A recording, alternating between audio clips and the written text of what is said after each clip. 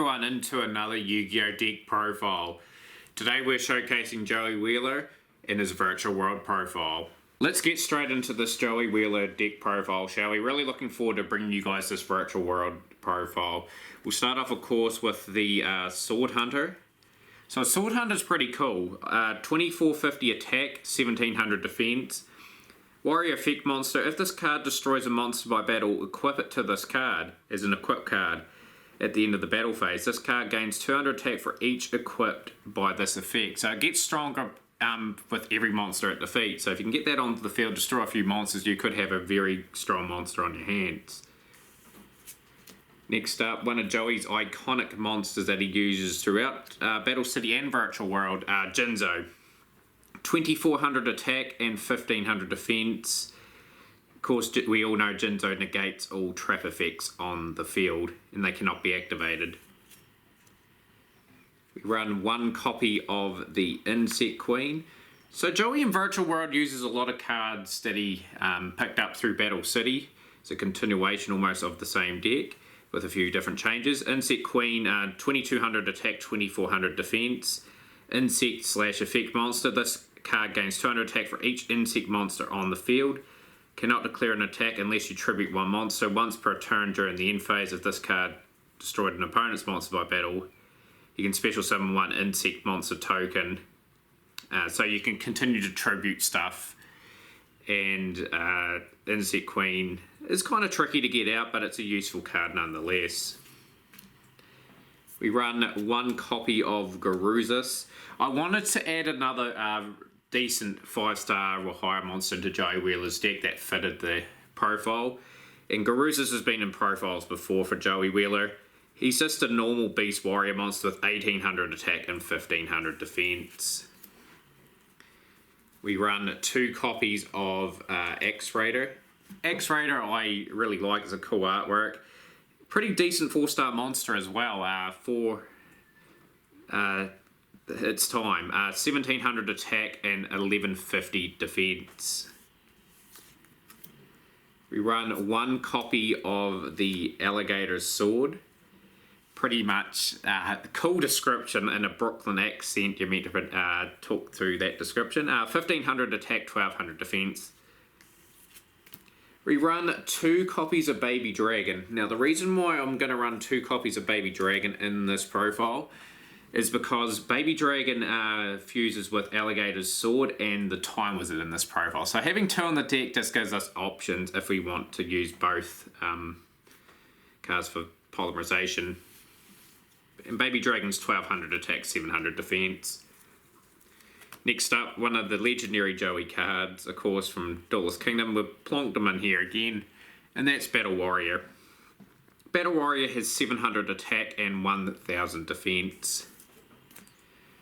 We run one copy of Flame Manipulator, spellcaster with 900 attack and 1000 defense. And we run Masaki, the legendary swordsman. And Masaki, the legendary swordsman, is a 4-star monster warrior, 1100 attack and 1100 defense. The man that could win your game and lose your game at the same time. Time Wizard, spellcaster, 2-star monster, 500 attack, 400 defense. With the effect of once per turn you can toss a coin and call. If you call it right, destroy all monsters your opponent controls. If you call it wrong, destroy as many monsters you control as possible. And if you do, inflict. Well, you take damage equal to half the total of the attack of those destroyed monsters. So that's pretty much a dicey decision. And that's what Time Wizard can do. And of course he can fuse with Baby Dragon as well. So some useful plays there. And that play there is sort of a last resort play. We run one copy of Swordsman of Landstar. He's a 500 attack, 1200 defense monster. Run one copy of Little Wingard. Little Wingard has 1400 attack and 1800 defense. It's a useful card actually, warrior effect monster. Once per turn during your end phase, you've got the option of changing the battle position of the card. So you can swap from attack to defense and rely on its 1800 defense to survive some beat sticks that opponents could use against you. Pretty nifty card, Little Wingard. Next up we run 2 copies of Cyber Harpy Lady. Of course, during the Virtual World arc, Mai is in a coma after that battle with Marek, and when they go into the Virtual World, Joey uses a few of the Harpy Lady cards to have that Mai factor in his deck. So Cyber Harpy Lady is actually really good. 1800 attack, 1300 defense. It's an incredible addition to his Virtual World profile. Next up we run Gearfried the Iron Knight. Gearfried the Iron Knight has 1800 attack and 1600 defense. Warrior effect monster, if either player equips an equip card to this card, destroy that equip card. Pretty bizarre effect, really. Next up, a new addition to his profile, Goblin Attack Force. 2300 attack, 0 defense. When this card attacks at the end of the turn, it swaps the defense position, and it cannot be changed to the end phase of your next turn. So that is the side effect of that. It's useful for one sort of attack to blast out, say, a high defense monster, and then it'll probably get wiped out the following turn. We run 1 copy of Hayabusa Knight. Hayabusa Knight has 1000 attack and 700 defense. Kind of a cool effect. It can attack twice during the battle phase. So if you strengthen it up a wee bit, it could go over a few of your opponent's monsters. Run 1 copy of the Panther Warrior. Panther Warrior has 2000 attack and 1600 defense. You have to tribute 1 monster to be able to declare an attack with this card. So in Joey Wheeler's profile, or in any of his profiles, he usually runs Scapegoat, and you tribute 1 of the Scapegoat tokens to Panther Warrior so it can attack. And to round out the monster cards, guys, we run 1 copy of the Rocket Warrior. Rocket Warrior has 1500 attack and 1300 defense. Warrior / effect monster. During your battle phase, this card cannot be destroyed by battle, and you take no battle damage from attacks involving this card. If this card attacks a monster after damage calculation, that attack target loses 500 attack till the end of this turn. Pretty useful card, Rocket Warrior, and very much a Joey Wheeler card. Next up are the spell cards, guys. Let's get cracking into those. So we run 1 copy of Pot of Greed. I don't know what it does. We run 2 copies of Polymerization. Joey's got 3 extra deck monsters. I think 2 Polymerizations is just a very nice fit for the deck, because you're probably not going to use all 3 in a duel, and I think 3 clogs up the deck profile too much. We run 1 copy of Monster Reborn. So you can target a monster in either player's graveyard and summon it. We run 1 copy of Block Attack. So Block Attack is target 1 face up attack position monster your opponent controls. Change that target to face up defense position. We run 1 copy of Double Snare. Double Snare is destroy 1 face up card on the field that has an effect that negates trap card. Effect. So it's a pretty situational card. I don't know how often you'll be able to use this card in a duel. Another iconic Joey Wheeler card. He uses this so well with Skull Dice. He powers up his monsters and decreases the attack of the opponent's monsters. So Graceful Dice is pretty self-explanatory.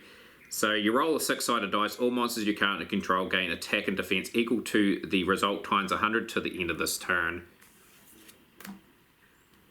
Course, paying more homage to Mai, Joey of course runs the 1 copy of Harpy's Feather Duster, and it destroys all spell and trap cards your opponent controls. It's a real devastating card, and I think it's off the ban list in one of the formats, OTG or TCG. I had to look that up. We run 1 copy of the Knight's Title.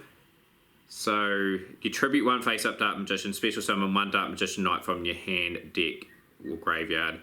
Joey has this in his build for some reason.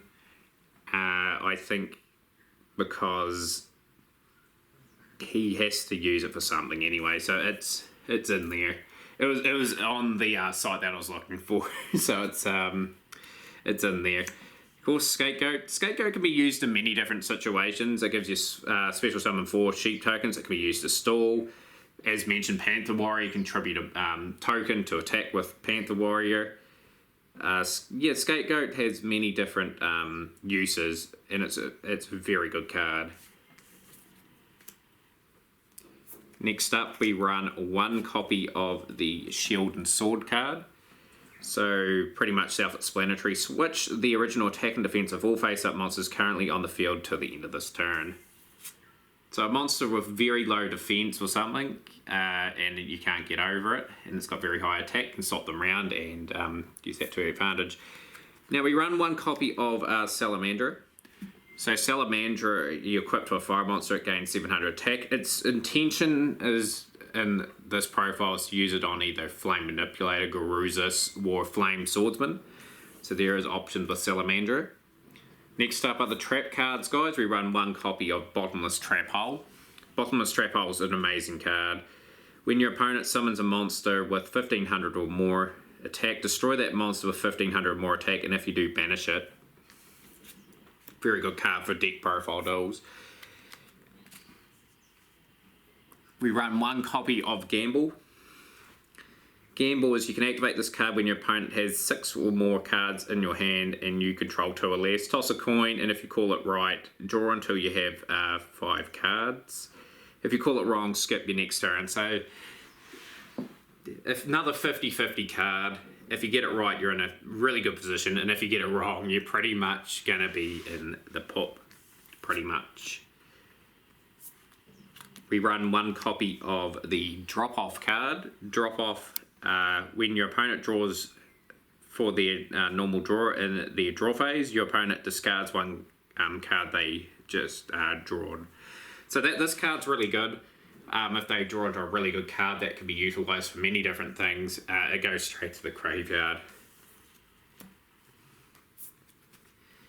One copy of Kunai with Chain is played. Kunai with Chain just gives Joey's monsters a bit of a boost when it really matters. It can be used on anything. So activate one or both of these effects simultaneously. When an opponent's monster declares an attack, target the attacking monster, change that target to a defense position. I prefer this option when I duel anyway, especially on Yu-Gi-Oh games. Target one face-up monster you control, equip this card to the target, it gains 500 attack. Usually that's enough to destroy a monster that's gone into try to attack your monster, and you destroy it in the process. We run one copy of Fairy Box. Fairy Box is a very annoying card to go up against. It's just because each time a monster your opponent's side of the field attacks, you toss a coin and you call heads or tails. If you call it right, the attacking monster's attack becomes 0 during the battle phase. And it's just so annoying. Like if you get multiple on the field, you got to go through a minefield of them. The only downside of Fairy Box is you pay 500 life points per turn to keep it on the field. So it's only a minor problem that. Next up, we run one copy of the Skull Dice. So Skull Dice, Joey Wheeler in the anime uses a lot with Graceful Dice. So this one is you roll a 6-sided dice. All monsters your opponent controls currently lose attack and defense equal to the result times 100 till the end of this turn.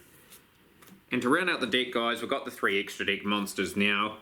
So we run Alligator's Sword Dragon. So that's the fusion with Baby Dragon and Alligator's Sword. It's got 1700 attack and 1500 defense.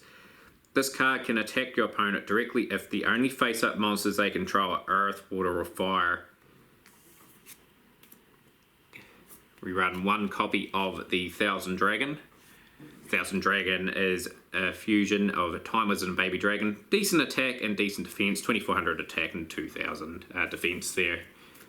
And to round out the profile, guys, the Flame Swordsman. Now, Flame Swordsman is Joey Wheeler's deck master in the Virtual World arc, and it can distribute, I think, attack points to all the other monsters on Joey Wheeler's field to boost them up. So it's a very useful deck master to give his monsters a little bit more of that edge. So it requires Flame Manipulator and Masaki the Legendary Swordsman. That's hence why those 2 cards are in the deck. 1800 attack and 1600 defense. Hopefully you guys enjoyed that profile. I really much love putting Joey Wheeler profiles together. My favorite card in the profile was the last card in the profile. Actually, we'll put him back up there, and that's the Flame Swordsman. We'll continue to produce cool virtual world profiles, guys, so stay tuned for those. Smash the like button, share with a friend, and I'll see you for the next virtual world deck profile.